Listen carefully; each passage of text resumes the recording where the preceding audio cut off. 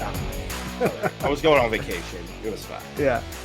Well, let's talk about some football. And this podcast today, it's basically a 3-point plan for the Bills, Dolphins, Patriots, and Jets off seasons.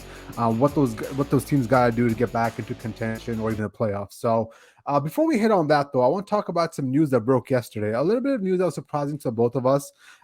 We kind of talked about this a couple weeks back about Leslie Frazier and the fact that his defenses for the Buffalo Bills haven't been that great. Actually, one of my points in a 3-point plan was to somehow fix that defense. So this might be part of that fixing. Now in reality, we all see through the BS here. I think both me and you can agree that yes, he's stepping away. He decided to step away.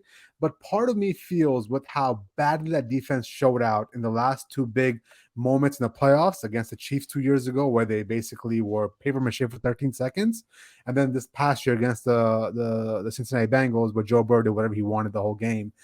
I think those two performances really kind of help push him out the door, right? Like, it's all beautiful the way they painted it. It's deciding to step away. But I think deep down there's a serious issue with that defense. The owner saw it. I'm sure Sean McDermott saw it. And this is their way of somehow trying to correct that. Oh yeah, for sure. And I mean, honestly, Jay, I think it goes back farther than just the 13 seconds and then against the Bengals in that playoff game at home in the snow.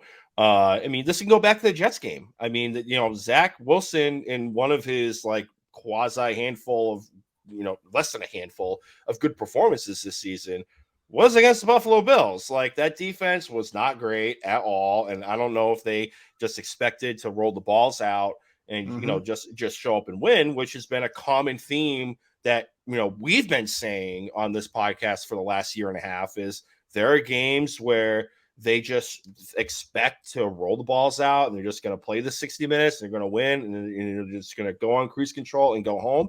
And that's when they get their teeth kicked in, a la Jacksonville last year at opening day, the Jets this year, the Bengals game, which I understand, like, the Damar Hamlin situation did not help anything in that locker room.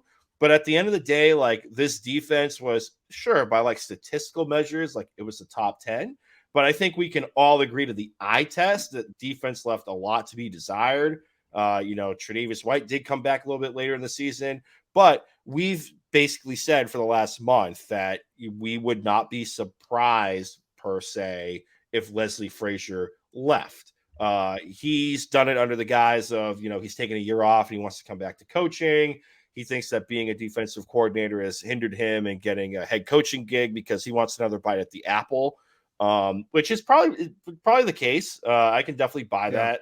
But at the end of the day, like, I think they just needed a new voice in the defensive side of the football in that locker room. Now, they haven't announced who's going to replace him, so that's still kind of up in the air. Who knows? I don't know if they're going to promote from within or if they're going to look to the outside.